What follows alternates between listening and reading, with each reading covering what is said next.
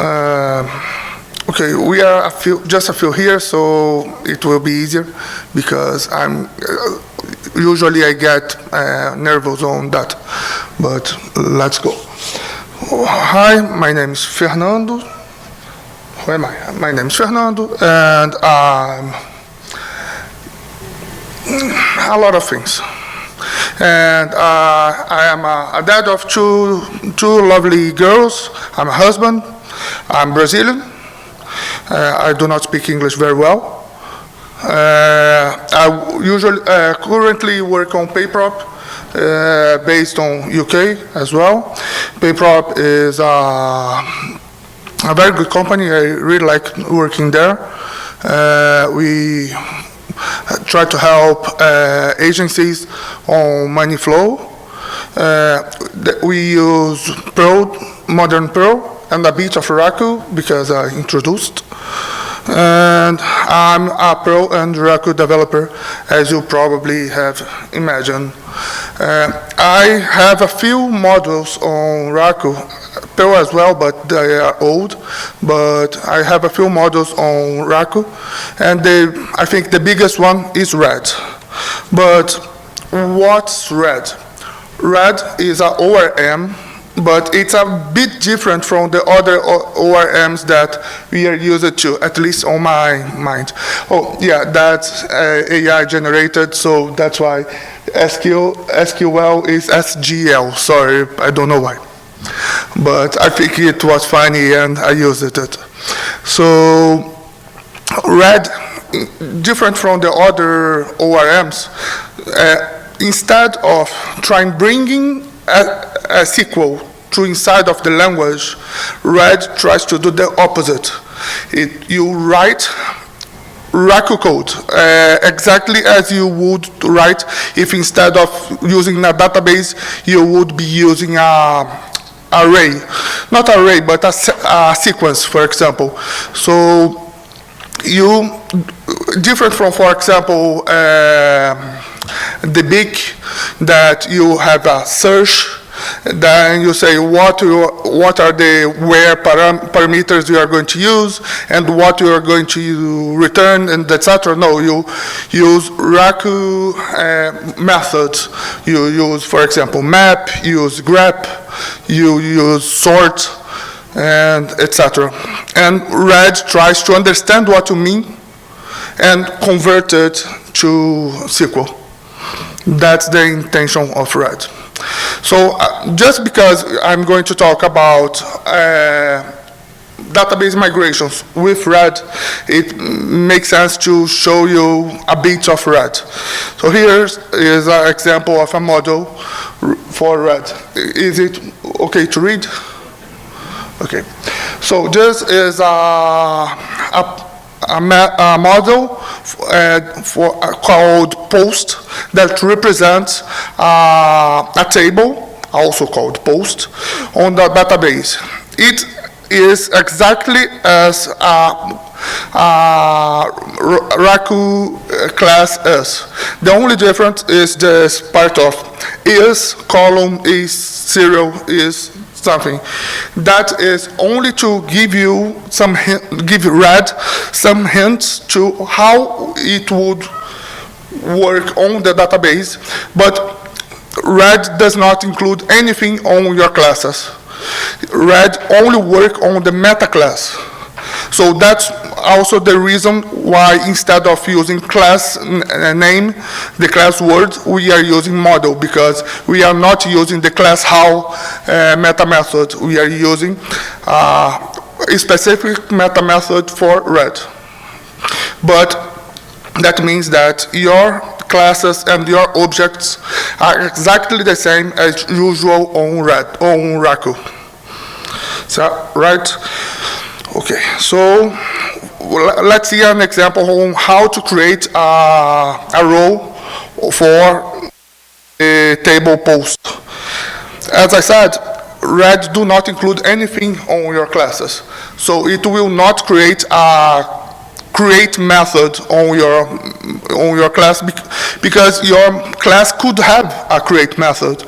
I would never overwrite it because your class is your class.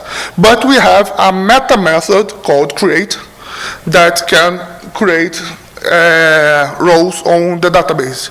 Or everything that interacts with database in red are meta methods.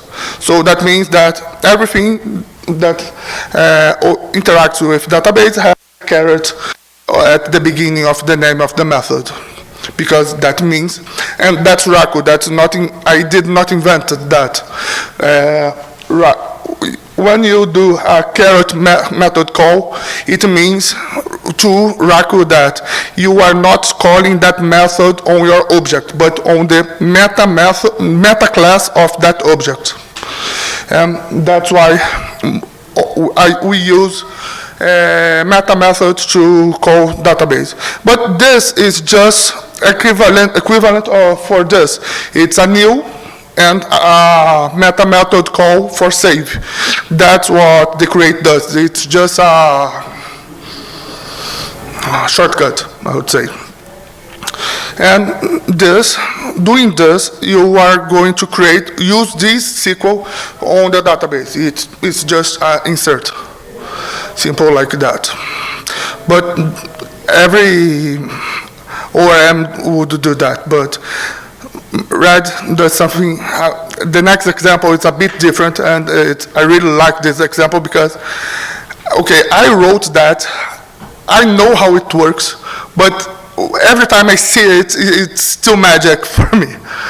Okay, so as I said, everything that touches the database, that interacts with the database on Red, is a meta method. This caret all is the representation of the table, of all records of the table for Red. So it is like a sequence, array, I would say, but a sequence of all rows on the table. So when you have this, you can map it. For example, in this example, I'm mapping, and everyone here know how map works, right? So I'm getting all the, I'm using quotes here, okay? I'm getting all the records from post table and calling the URL method on it to get the URL for each post.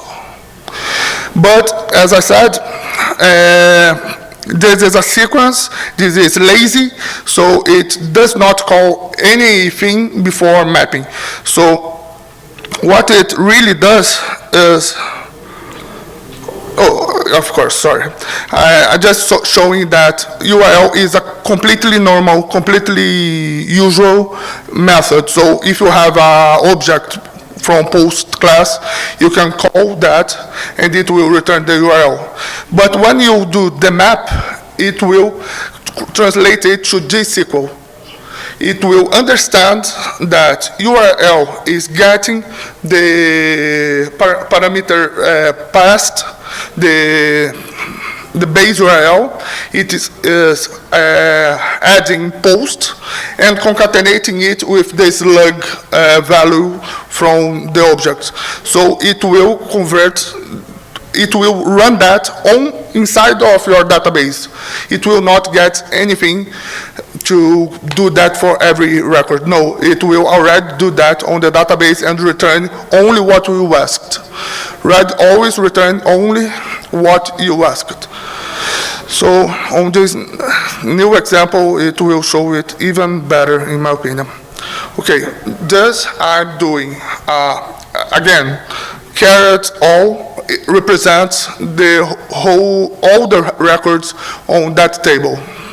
I'm grabbing it and getting, again, quotes, getting only the records were created, the year on the created column is equal 2024. This returns a result sack that represents that graph. With that, we call a classify everybody here know what the classify method does. The classify gets a list and a code, a function, and it will classify each element of the list with the response of that code.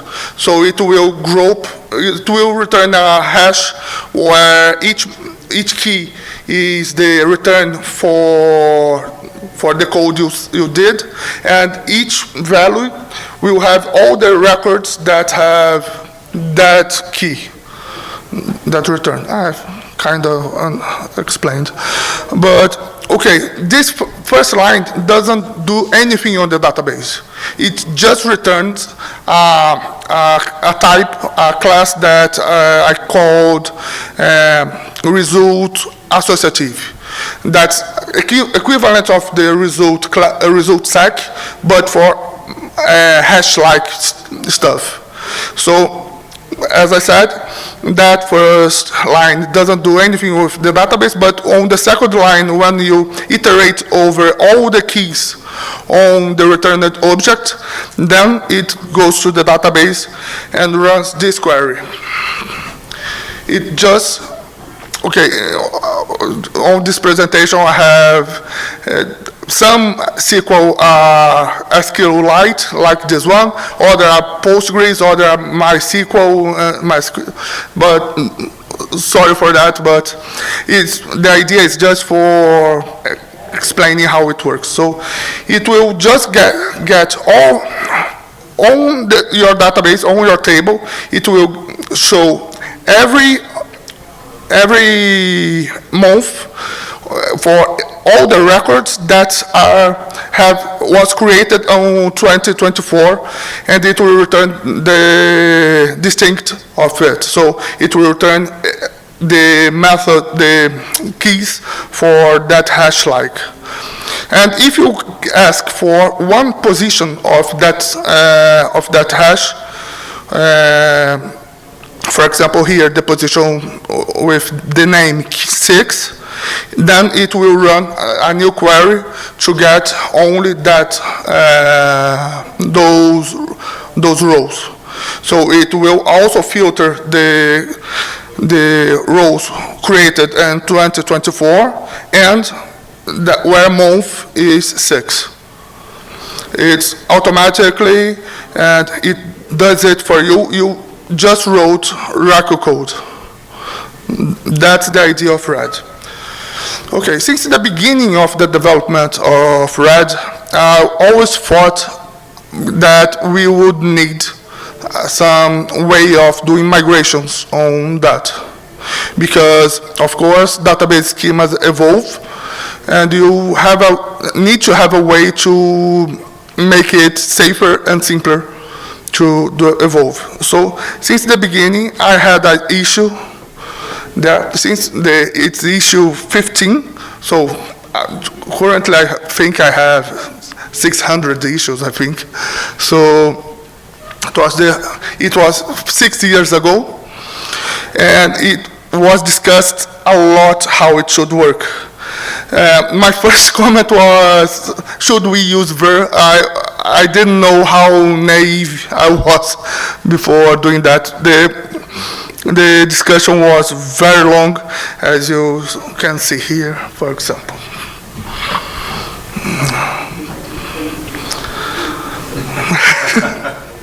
So what should we do for RED database migrations? Before doing that, because we are talking about database migrations, we should probably start talking about database migrations. What are database migrations? And ChatGPT thinks that this is a database migration. Just kidding, of course. But a high-level way of describing database migrations would be something like this. You have a developer, you have a database server. The developer writes code, probably in Raku. That code has or can generate some SQL, and that SQL is used to be sent to the database server that will create a new database, version 1. Then the developers decides that it needs to change the code. That change will have or be able to generate new SQL, and that new SQL will be sent to the database server that will update the database to the new version. And sorry, of course, if anyone have anything to say, please just say it, ask, and etc. Just so you can interrupt me. Sorry. So, and then not only one developer could do some changes on the code. Other developers could change that. That code would have or be able to generate new SQL, and that SQL will be sent to the database server, and it will update the database. And then the company, for example, decides that it should be using a different database to run tests, for example, and then it creates a new database server. Then to use that new database server, it will ask the code to get the whole SQL used to create the original database, send it to the database server, and it will create a new database with the same schema as the production one. That's it. That's very easy, right? Okay, but I'll have a more detailed example because that was too high level, and I have to warn you. This is how my divagations start, because as I said, I'm here not to explain how something works. I'm here asking your help, because you are a bunch of smart people, to help me to decide how should red migrations work. Okay? So I'm just putting out what I think it could do. And this is just an example. It could and probably will be different from what I'll describe. Okay. Okay, here we have a database with, so I'm still using the post example I just showed. I will always use the post example. I post like a blog, okay, just, we have a database with the post table. We have the model itself, the code of the model. We have the migrations already applied, and that's why I'm using the ... there. There are already migrations there. And we have a versioned model.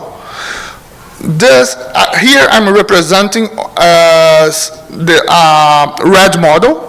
That's how I think it should be represented, but many other migration tools use YAML, JSON, or it's a way of representing database schema. In my opinion, the red model already have many methods that could help us doing the migration, so that's why I'm using red models. But those are simplified models, so it does not have any method you created to that model. It's just what's related to the database. Okay, so we have it. The developer decides to change something on the model code. In this case, it decides to create a Boolean attribute for saying if the post was published or not. Okay, very simple. How should it work? Again, it's just an example that I'm not saying that is how it will work. It's not developed yet. So it will get it. This is the new model. It will create the simplified version of the model, compare with the old simplified version of the model, and create a migration as SQL for that. Okay, on that example, how would the red know that the default value should be false? I don't know. But we should discuss that later on a future slide. Okay, then it will get that SQL and put on the list of the migrations. And when the developer read migration apply, for example, that's just an example of a name of the command, it would send it to the database and apply the SQL to the database. As you can see, now we have a column called published. Okay, then the developer do a new change. Oh, sorry. Before the developer doing a new change, someone were using the system, so there is one published true. Okay, and then the developer decide to change the code again because the PO said, "Oh, we should be able to schedule publishments," for example. So the developer decides that the publish column should be typed date time, should be able to put a future time on that, and on that date, after that date, the post would be published. Okay, so what happens? The developer runs the prepare, red migration prepare, for example, and then it will create the simplified model, compare with the old one, and then generate a new SQL for the migration. Sorry, I forgot the title of my talk, sorry. Okay, again, how the system would know that it should use current timestamp as the full value, I don't know, but we will discuss that later on this talk. Okay, if we take a look at this, I think that there are some way we could split it to make it better. And for example, we could split it like this. We have the outer table, the update to populate the new column, and the thing that will drop and rename the new one to the old name. I think that the last one would be safer if we split that in two different ones and change the order. So we would rename the new one, the old one to a new name, the new one to the old name. Okay, I know that the rename here is not the best way of doing that, but if I would change it, I would have to redo a lot of animations on the slide, so I left it the way it is. So please ignore the rename not being a good way of doing this, but okay. And the last step, we would drop the old column. There is a pattern on migrations called contract expand that really looks like this. So it has several steps, and then it has the expand step, the backfill, migrate, and contract. We're going to see each one of them. Okay, the first one is the expand. The idea is expand your database, your schema, to accommodate the new changes. So if we are changing the type of the column, we are first going to create a new column with that new type and have both of columns living at the same time on your database. For doing that, your code would have to receive those, when writing on the database, it would have to receive the old type, a Boolean in this case.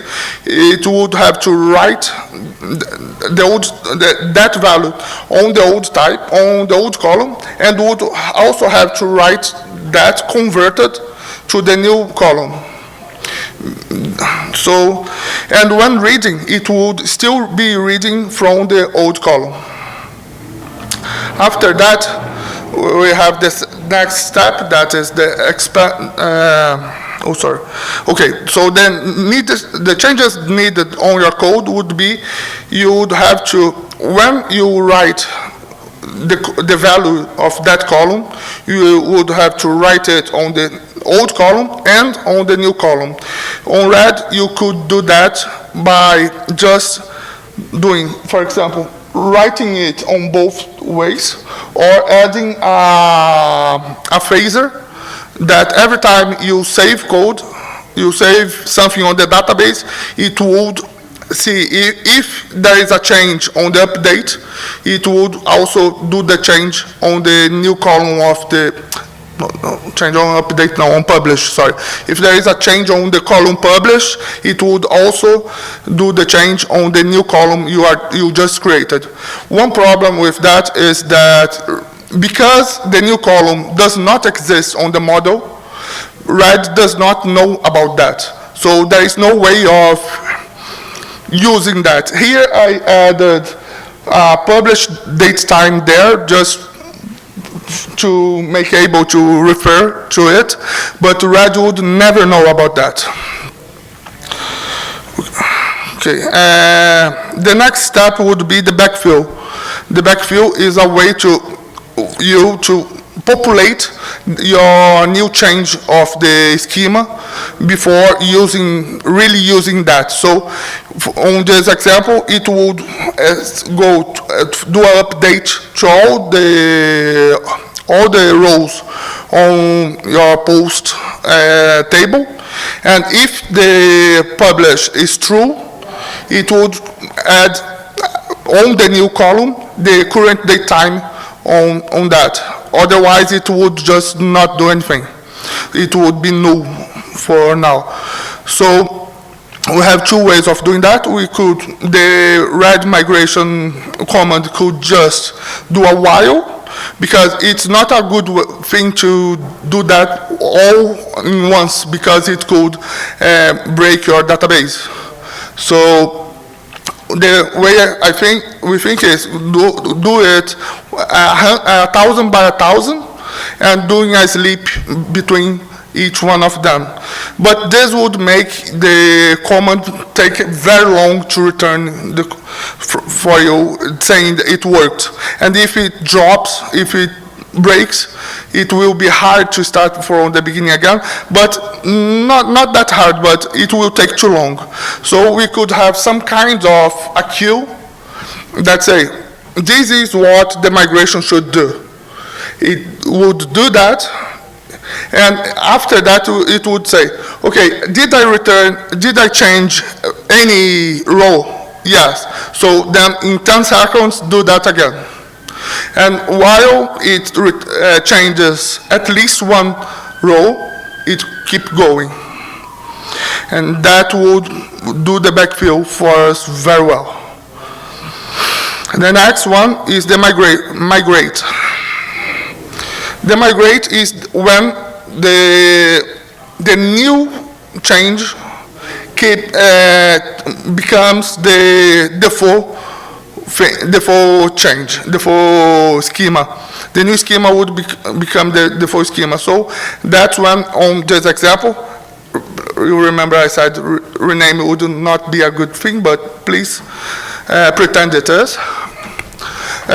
We will rename the old one, or the old one to a different name, and the new one to the official name.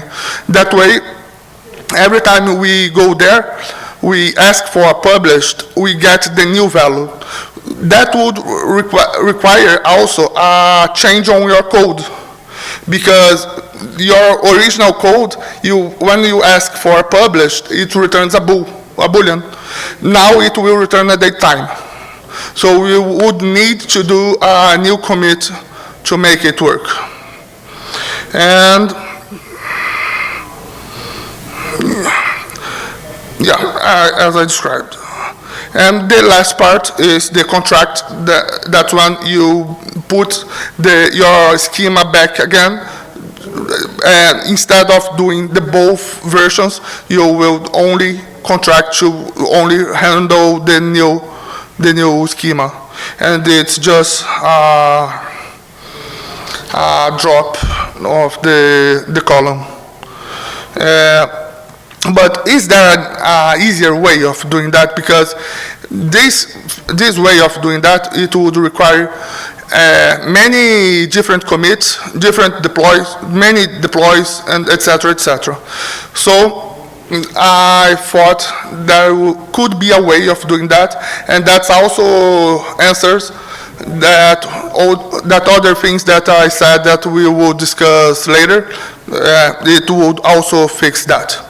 So again, this is the post model again.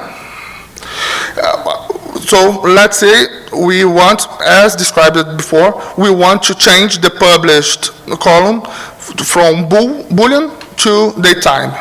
We could just add this. It's a new trait called isMigrating, and we would describe it how the new column should be. It's still a bool, it's still the old way, but we describe it, we add the description of how we want it to become. And we add the name of the migration there. We say, oh, it will have this type. On the database, it will be this other type, and it will be nullable. And also say, when we want to convert from the data we have to the new way of representing it, you will use this code. So if it's true, return datetime now. And if you are converting the opposite way, if you are just converting it from the new way of describe the new change to the old version, then you do this. It's just return the Boolean of return of if the current time is later than the time you received. Red can understand Raku code, so it will be able to translate it to the way. And the thing is, because the ORM and the migration are connected, Red will be able to know what migration is running and in what step. That way, we can do. If you are just, okay. Okay. Can we back up 1 second? Yeah, sure. Previous slide. You have to scope the $base URL to my or no? If I have to what, sir? You have to add my to scope the base URL at the bottom for the method? No. Not required? No, sorry. Where are you? Very bottom. Very bottom. No, because the argument. The URL? It doesn't require my. Oh, no, because that's a dynamic variable. So it's taken from the dynamic. Okay. Yeah, and no, sorry, that's a dynamic variable, but that's not why you don't need a my, but it's because it's inside of the signature. The signature declares the scope for. Okay. So it's a method. Okay. Yeah. All right, thank you. No problem. So, okay, when the developer, after adding this to the class, to the model, it runs the prepare, it will create this migration. When we declare each step of the migration, the expand, the backfill, the migrate, and the contract. And we know how to do that because we declare on our code how to convert from one type to the other type. And it makes it, Red can read it, can understand it, and that makes it possible to do that. And then, because Red knows what step the migration is now, it can handle the requests different for each step. So, for example, after they expand and before they migrate, every time you write on the published, it will write on both, on published and on published date time. After that, after they migrate and before the contract, it will also write on both, but with the current names. And after the contract, it will go back just writing on published, but the original, the new value, not a Boolean anymore, but a date time. Also, before they migrate, when you are trying to get an object to read the value, it will, before they migrate, it will just return the, if, oh, sorry, this is wrong because it will work as usual. After the migrate, it will read from the new value, but convert the new value to Boolean again, and then your code would still work but your database schema would be the new version. And after the schema, the migration is ended, is finished, the developer will be able to just run one other command, and that would become the new code for your new column.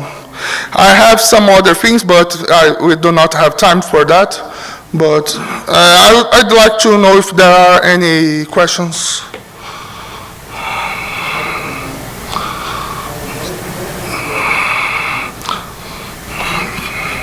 Oh, this is a red database migration. Any questions and suggestions? Please help me on that. How many migrations have you gone through with this? Sorry? How many migrations have you done with this? None yet. It's not implemented. I'm here just to ask your opinion, and that's why I really would like to have some questions, because I'm deciding now how to implement it. That was the intent of this talk. Okay, so we've got another 10 minutes. So if you want to present for another 5 minutes and then take 5 minutes of questions, that's fine. Okay, so let me. Okay.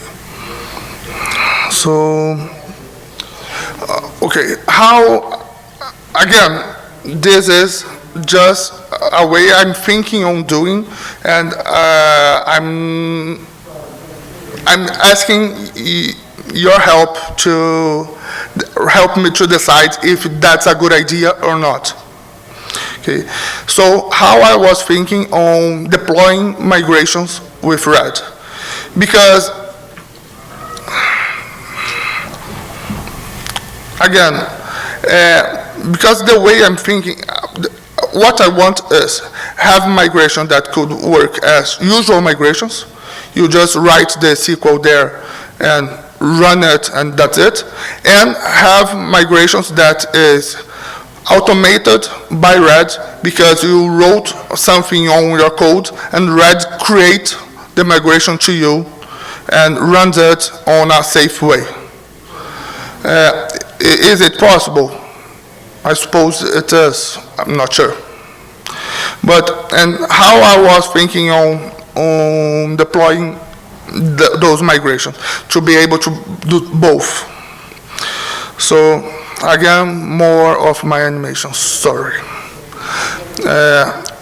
Everything I start with a developer that edits code. It puts the code on some kind of version control, and your server somehow, oh, this is a server, it's not a fridge. There is no servers on Keynote, so I'm sorry for that. The fridge became a server.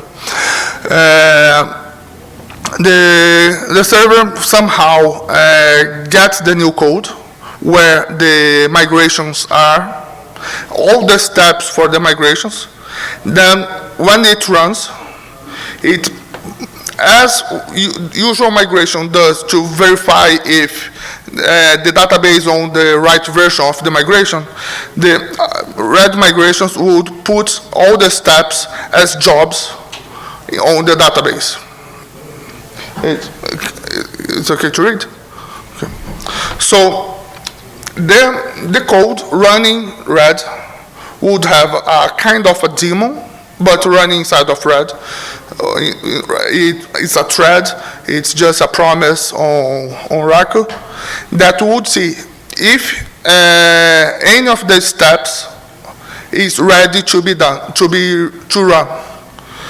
By default, none of them would be, but for example, on a development environment, all could already be ready to run by default, for example, depending on configuration.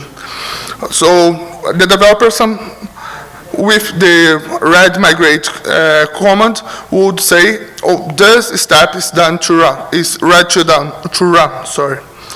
Then the promise on the red code would see it, lock it, and then run the SQL on the database. Then the database would be running, in this case, the expand step of the code. So the red code would see that it's running the expand, then it would treat all the columns the expand way. So your code would never see any different because you are still running old code. So and that's it. Then after that, the developer would also say the next step, after testing, of course, the developer would say, okay, I agree that it's working, let's go to the next step. And then it would make the backfill able to run. Then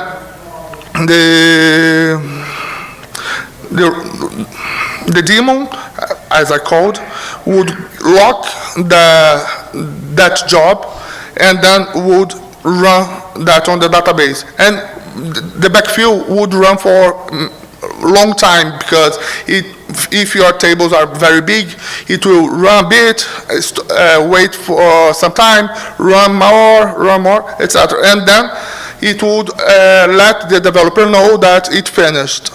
After that, the developer will say, okay, let's go to the next step. That's the migrate. Then it would start using the new change. The developer would see if that's working, if the new... 5 minutes, we've got 5 minutes left. Okay.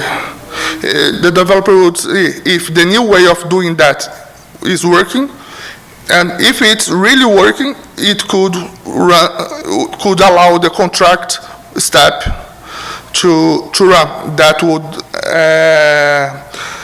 drop all the old things that we just changed. And I think that's kind of it. So please help, please questions.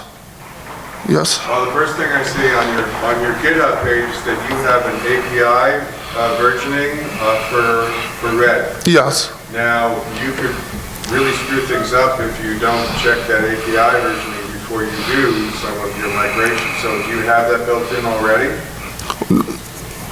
Sorry, would you mind to repeat? Well, it sounds like you're developing Red with different API versions. Yes. So what are you going to run into problems if you try to do a migration update without checking the API version first? So the API checks I do is every time you do something on Red, okay. Currently, we have 2 API versions. We have the 1 and the 2. The 1 was we were declaring relationships on a way, and then when we changed the way we declare relationships, I changed the API version. The API version is checked on begin time. So it will just stop working if it's not the right API version. Any other question? Please help me. So one of the things I was looking at just as you were talking on the version question, because as you mentioned, we can version tag our classes in Raku. But what I realized we can't do is have two differently versioned classes in the same scope. You kinda can. I was checking, I could not get it to work. You can do it if you put them in their own scopes. But what I was thinking is if we could have one where you had a migration method, at least for the bit where you had, is migrated through, whatever function, to have a new, let's say, host version 3 that can be coerced from a version 2 that then includes whatever instructions would be needed, which could also then come from a version 1. At least in my initial playing around, I couldn't think of something, so I can't participate much more. So I tried something like that before. The way I was trying was I loaded the two versions on different scopes, Right. renamed them to, for example, post 1, post 2, and then I could use both on the same scope because it were renamed. That was the way I was thinking on doing something like that, but after that, I was, okay. That was from where I came the idea for the version simplified models, because I could load all of them to be able to do that. But if we do the stuff like I described here, we would not need to have both of the versions loaded at the same time, because we are describing how will be the next version without creating the next version. That's the reason I thought that would be our way of doing that. Make sense? I think we need to wrap it up soon. I just have a really, I'm just not sure, okay, this is probably not going to make any sense, but if you're doing daytime now and you have a very long update process and you're doing this backfilling, is there going to be a problem with the daytime now putting in different dates if you go to the next day to backfill? Yeah, the way I thought here, doing this here, again, this is just an example, of course, but if you are changing now the Boolean published to true, that means that's becoming published now. That's why I will create the date for the current date time. That will have many different dates, and I think that's expected. Okay, all right. Great. Thanks very much. Thank you.